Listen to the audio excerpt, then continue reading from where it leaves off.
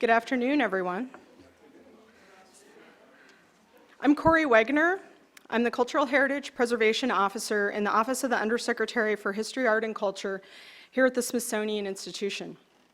Later today, you'll receive a more official welcome from Dr. David Skorton, Secretary of the Smithsonian, but please let me be the first today to welcome you to the National Museum of American History.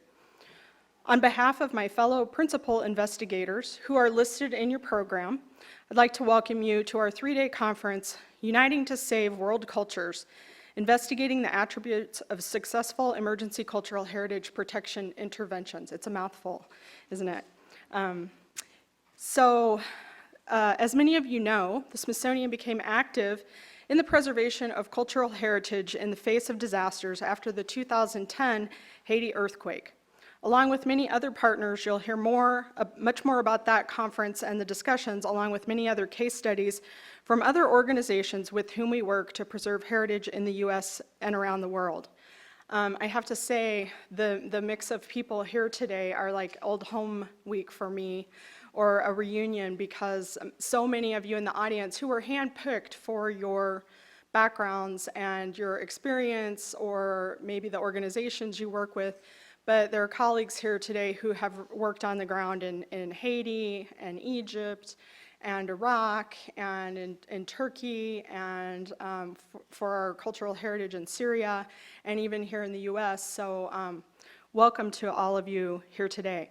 I just want to I mentioned that my co-PIs are listed in the program, but if all of you don't mind, I would love it if all of you would stand up right now so the audience can see who you are and who helped to create this conference today.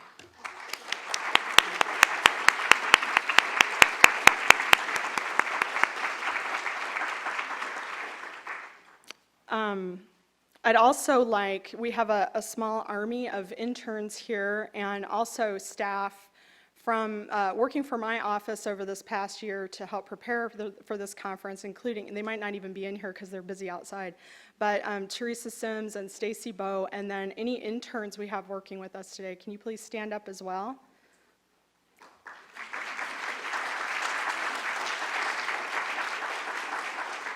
These are the people you need to ask questions of if you need to find something or need something. So rather than talk too much more about the Smithsonian's work, I thought it would be nice to show a brief video. You've been introduced to our website, Unite to Save, at si.edu, and it was just launched yesterday, just in the nick of time. And I'd like to show a brief video from that website that's at the introductory page. Keith, if you could roll that, that would be great.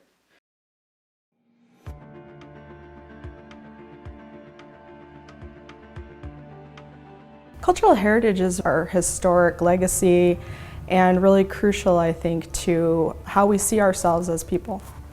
So when you lose cultural heritage, once it's gone forever.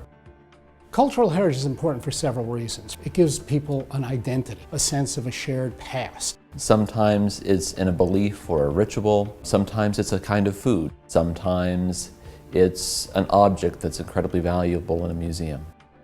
Well, today cultural heritage is at risk in several ways. One, in terms of natural disasters. We've seen earthquakes and hurricanes that destroy historical buildings, jeopardize collections. At the same time, we also see human conflicts, wars, where people are consciously destroying the cultural heritage and history of other people.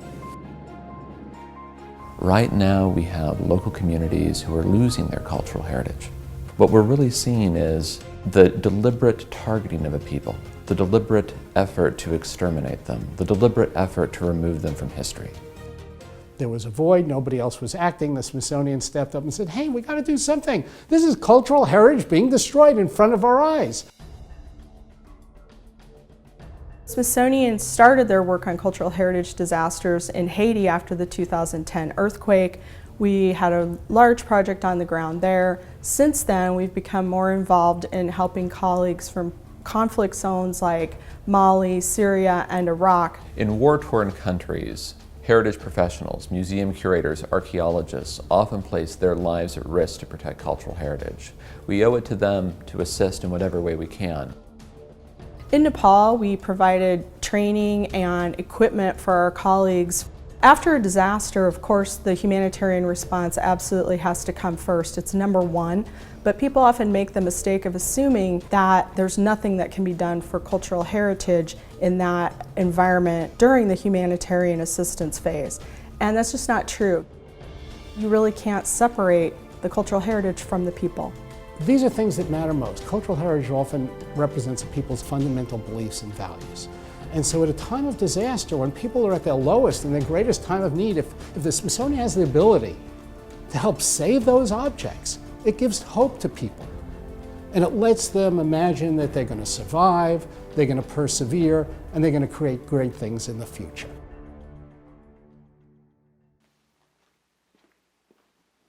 Thanks very much.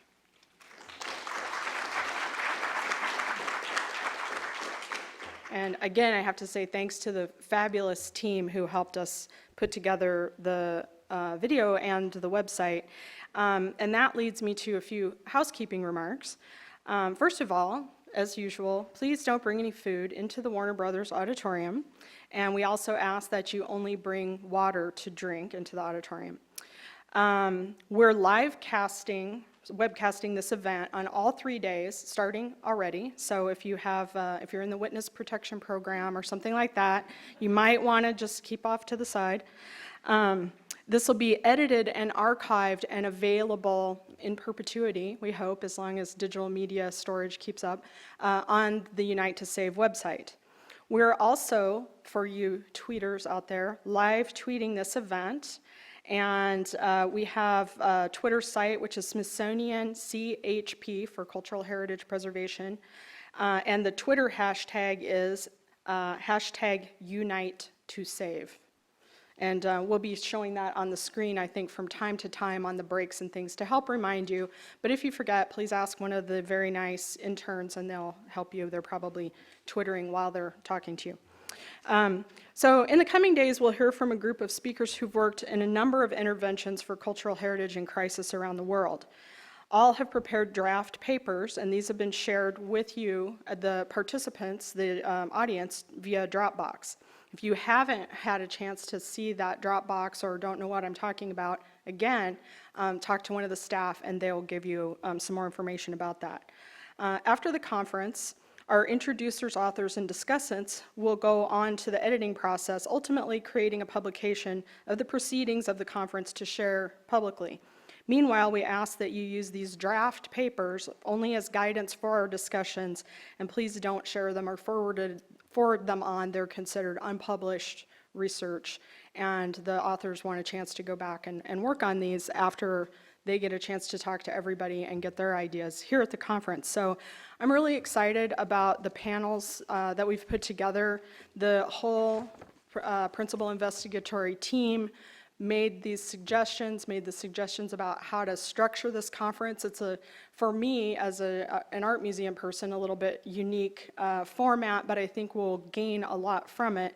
And I'm really excited about how multidisciplinary it is. We have a lot of people who've done on-the-ground cultural heritage interventions. We have people with us at this conference who are more specialists in humanitarian disaster response, healthcare interventions and outcomes from a variety of fields, and I think that we all have something we can learn from one another. I'd like to kick off our first round on risk reduction by introducing our introducer, Ben Jeffs. I'll say that all of the bios are included in your programs, so we are not going to go at length in introducing people. If you would like to read more about Ben Jeffs, I invite you to have a look at the program. Meanwhile, Ben Jeffs, Program Director of the World Monuments Institute at the World Monuments Fund, will be our first speaker.